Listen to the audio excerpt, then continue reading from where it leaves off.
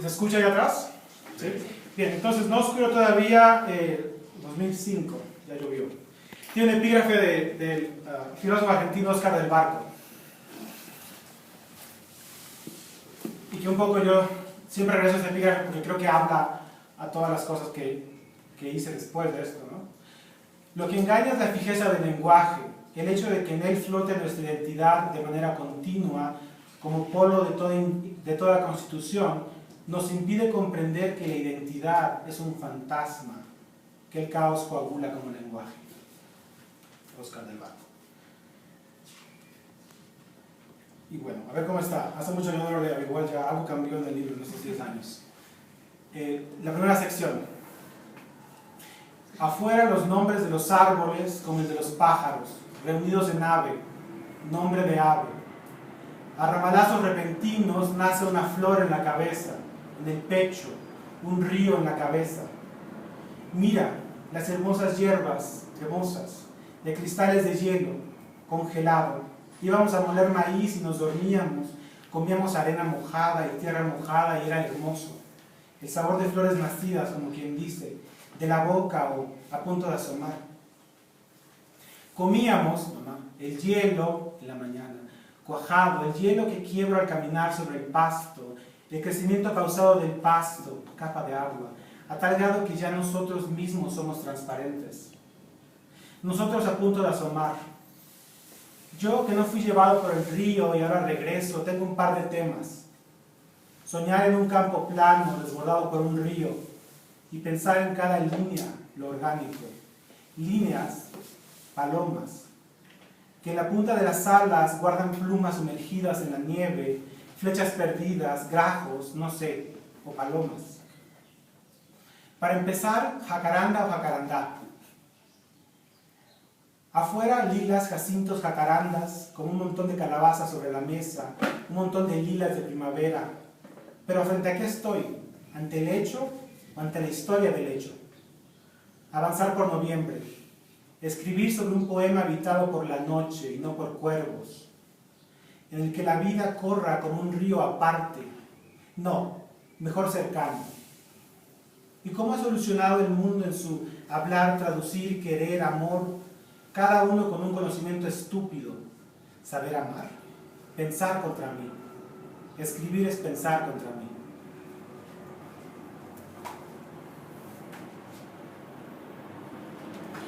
Esta es la sección, una de las secciones finales del libro.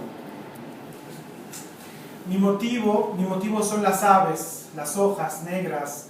Sin ser esperada cae la lluvia, la descubro en las oscuras manchas que nacen en el polvo. Y es una cita al interior del libro porque tiene cartas y una serie de cosas. Esto es un correo electrónico que incorporé al libro conforme lo iba escribiendo. No entender no significa nada, Hugo. Todo tiene un sentido y ese sentido es el que uno le otorga. Si tú miraste las cosas con cuidado, ten por seguro que eso ya está en ti, formando un sedimento. La comprensión vendrá después. Si por un instante una hoja de fresno es sostenida por el viento entre tus clavículas, por un golpe de aire, un ramalazo repentino, y eres entonces uno en el mundo, ¿comprender? Mis propios pensamientos han sido oscuros este año. Flor en la flor, flor ojo en el ojo, sin fundirse. Vieras caminar, brisna, vieras ver, alegría del viaje. Eisenglück-Schau. El río camina en las ramas, ya no besa el cauce, sino las hojas sumergidas en su amor, mientras el puente es azotado por la lluvia, por el agua, como en el puente bajo la lluvia de Hiroshige. Ida la lluvia, todo se abre y humea en su tibia liquidez. Esta voz habla, desea hablar esta voz, una canción de nudos, canta con un habla anudada, un río improvisado. No improvisado, previsto un segundo antes, lo dicho desde donde se teje un nudo, desde la nada. Desde lo dicho así como está dicho, así di la canción. Después incorporé algo que me salió una galleta china de la fortuna. Escribe un libro, canta una canción, tus pensamientos creativos están fluyendo. Números de la suerte, 4, 20, 39, 29, 35, 45. Un río construido de mera habla concentrada, desde ningún sitio. Una corriente fluyendo, está fluyendo. al mar de todos modos. A ver, de mi segundo libro, Los Materiales, los que tengo aquí, 2 poemas. Y me gustaría dedicar esta lectura a Inti por invitarme a leer. Sigo en YouTube las lecturas de este lugar, así que estoy emocionado de estar aquí. Pastoral de cosas. O uno escribe en el frío, quiere alejarse de lo abstracto, solo para entrar por la puerta trasera. El temor de la representación, de regresar a la representación, quiero decir, a la animosidad. Una movilización de los argumentos, una supuesta vuelta a la nada anterior al proyecto, da capo, porque no existe ninguna adentro que permanezca atento a la posición de sujeto. Solo afuera de la naturaleza, no dentro de ella, puede haber tiempo. Es el fuego la compañía que uno mantiene. La unidad retenida en algún sentido de duración, reducida a una zona que desconocemos, la misteriosa cualidad de la acción. Todos los fenómenos naturales incluyendo los cielos, la ciudad, el poema, y en ambos, la naturaleza de la ocupación humana. Eso que espera es amor, como el lenguaje espera los términos de su inserción en el mundo.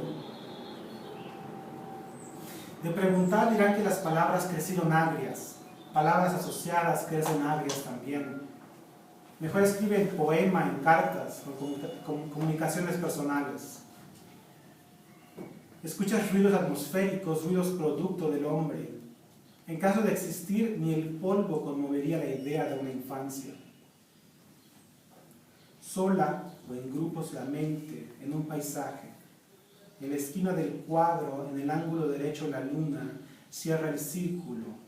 La luna se come todas sus estaciones.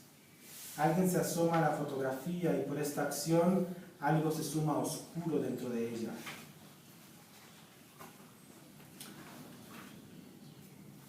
Y de la serie, de la última parte del libro, a la mitad de año, la nieve partes en las prensas, de una serie de poemas sin título. Sin título. Con lenguaje tendido entre las rocas, caminamos bajo antares que gobierna el frío. Por andadores blancos desenvueltos nos escribe noviembre, abrazando el resto del año con una letra y última uña. Como sentarse a descansar en el corazón de un amigo, no pálido, sino contrario. Bien, y hay tiempo para leer parte de la... Sí, ¿Sí? Bueno, voy a leer solo 2 poemas del libro que acabo de traducir. Es ensayo y poesía. Mecha de Nebros, la imaginación del Paleolítico Superior y la construcción del inframundo. Bien, vamos a ver. Como son ensayos y imágenes y fotografías, solo voy a leer un par de poemas. No voy a leer la versión de ensayos. En ti, y este es Craig Mesherman, un gran traductor de bello por inglés. En ti hay alguien que no se preocupa por nadie. Su cabeza de oso hormiguero aspira en la noche, devorando toda ideología, y eleva su nariz laberíntica. Este alguien debe tener más de 100.000 años, porque los neandertales empezaron a preocuparse por esparcir flores de aciano sobre sus cabezas y malva y jacinto. ¿Sabías que las cuevas son depósitos de los espectros del viento que rastrearon por vez primera la tierra precámbrica? Así que Les Trois Frères, envuelto por el esplendor tatuado, lame molecularmente, aún hoy, sus heridas paleolíticas, afectuoso, exuberante y letal al mismo tiempo. Hay en ti, por ti, un túnel que se remonta a la descontinuidad total que buscaste ocultar, con inocencia de que asumir el inframundo no tendría consecuencias. Das contigo finalmente, como si fueras una bendición bloqueada por la naturaleza. Otro poema breve. Acechamos resplandores. De perfil sobre la calcita de ocre lechoso, y aquí hay una fotografía de los venados grabados en los cuevos del Paleolítico. Un poco es un poema en respuesta a esa imagen. De perfil sobre la calcita de ocre lechoso, 5 cabezas de ciervo astadas, sus cuellos sumergidos en un río imaginario, en procesión hacia las profundidades del Lascaux, cuerpos sin esbozo en la roca parda como un río oscurecido. El primero de cabeza inclinada parece alcanzar una orilla, el segundo con su frente erguida debe estar caminando sobre el lecho. El tercero y el cuarto de narices elevadas flotan en el agua, el quinto al parecer vacila, hundiéndose. Vienen a la mente los persímones, el cuadro de Munch, el vacío en la plenitud como la mancha de lo real. Ocupamos el cuerpo de los ciervos, el agua en que se encuentran, vacía como nuestras cabezas, sus cabezas de piedra más ligeras que nuestra pesadez de flagelo letal.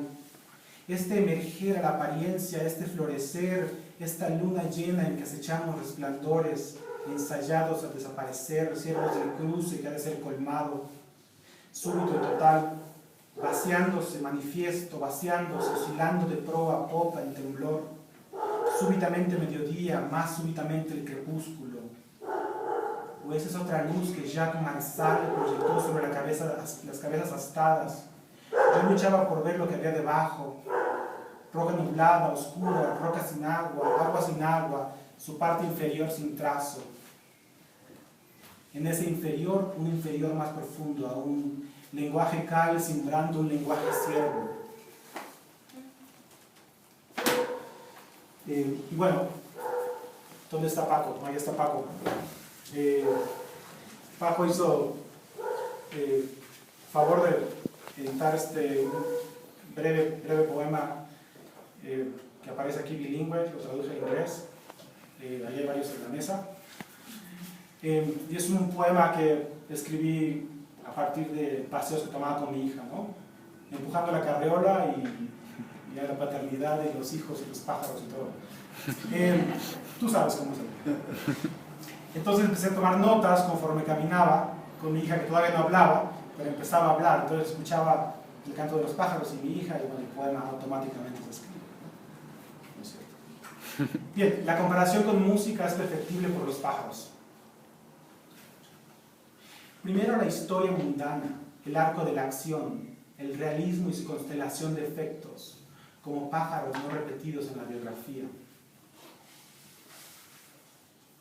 La comparación con música es perfectible por los pájaros, pero del lenguaje del paraíso, de las aves, del que sigue la traducción, ¿qué piensas? O del supuesto entretejido de trama y detalle. La tercera persona no nos llevó a la transparencia, ni el tajo que divide áreas de pájaros de otras terrestres, insistiendo, así pasó. La primera persona no nos llevó a la transparencia.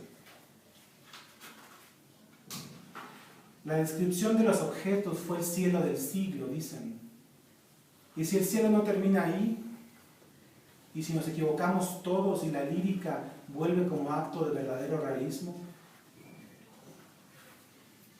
montañas lejanas al mismo tiempo y próximas, a lo largo de esa indeterminación nos movemos, sobre particularidades alisadas, algunas más prominentes que otras. Las vacas pastan sobre el lenguaje, el lugar común del pasto. Polen es metafísica en este pueblo, su impronta en las partículas.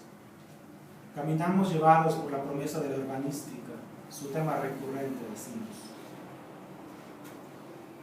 El gran afuera, espeso, el poema emancipado de la labor, aunque es sus límites. Sobre esa instancia la constelación entera entre hechos y helechos repartidos.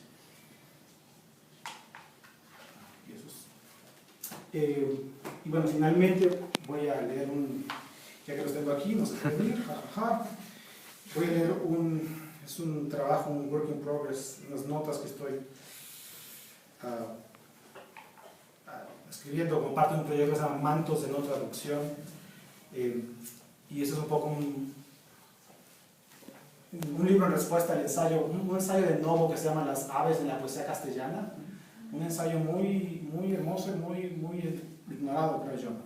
Entonces mi respuesta a las aves en la poesía castellana es las en la. es un ensayo que leyó como cuando entró a la Academia Mexicana de las Letras en el 52. Bien. Aguanta ahí que yo voy a acabar. Ustedes también hacen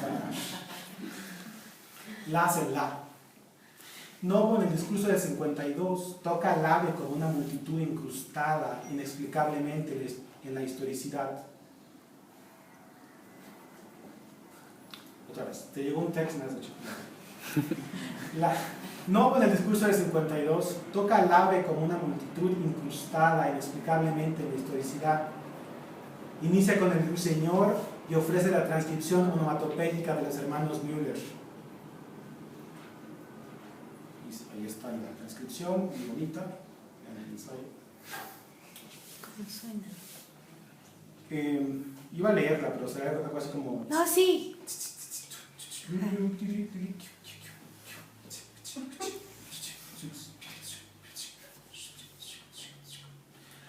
Aquí lo inteligible no es otra cosa que un arco tendiendo al sentido, pero sin equivalencias, indescifrable más allá del código, el oído despierto en una dialéctica entre atención y distracción. Las iteraciones de nuestra percepción son, mientras escuchamos, un campo unificado. Importa tender hacia, indescifrar. La transcripción hace justicia no a lo acusado de sentido, sino al basamento ciego que se escapa, como nuestro concepto pobre de justicia, al menos tal como la conocemos o como hemos querido conocerla. Debe existir un basamento común a la música, la justicia, el ave y el poema. ¿Pero dónde radica esa justicia? Es la justicia del sonido, o más, es la justicia como sonido, el ave en la poesía. Un giro auditivo en el que el poema es remanente negativo del ave y al escuchar nos constituimos como registros pasajeros. La ornitosofía, que se le dice Novo, la ornitosofía de Novo es promesa a una forma de justicia, atender la textualidad pero descentrando su primacía. Pero el ave es negación de toda práctica, cómo nos conduce y nos conduce. Si sabemos de la línea como una pura mímesis inofensiva, el sueño por vía negativa expone las miserias de la descripción, la pobreza de la mímesis que atesta el sueño de las mercancías. Con el contrapunto visibilidad-invisibilidad puedes armar toda la historia y abandonar el centro. ¿Hay una ética no reservada al sonido? ¿Hay una ética del sonido? ¿Existe una argumentación que pueda anteceder su propio despliegue? Escribe el urbanista Miguel Ángel de Quevedo: las tintas oscuras expresan los jardines y hay multitud de muchachos, de tal manera que las plantas no estorban. Para el vuelo de los pájaros fuera del ámbito del poema, la mención de la técnica del ensayo es clave. 1952. En ese año la Ciudad de México remueve los árboles de su plaza principal y el acto obra como gozne de lo que el poema une y dispensa en sentido. El ensayo de Novo en sus formas de asociación recuerda un cuento de Quiroga en el que el poeta es un mono paratáctico, una pura bolsa de aire. La presencia del animal aniquila la sintaxis, interrumpiendo el contrato sonoro, renovándolo. Aquí empieza, aquí termina el sentido. El ave, ahora lo entiendes, es la negación de la práctica, una colectividad que se desplaza, llena del frío de invierno. En el corte de línea dejamos de existir.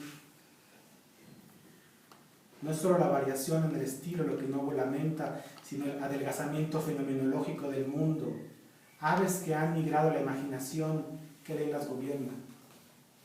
Por eso coloca en un primer plano la irrupción del sonido en medio del discurso de entrada en la lengua y su academia en el nudo del poema. Las aves están muertas y solo así quizás permanezcan. Equilibrista chuparrosa, colibrí, resistiendo como empobrecimiento, como nuestra atención. Gracias.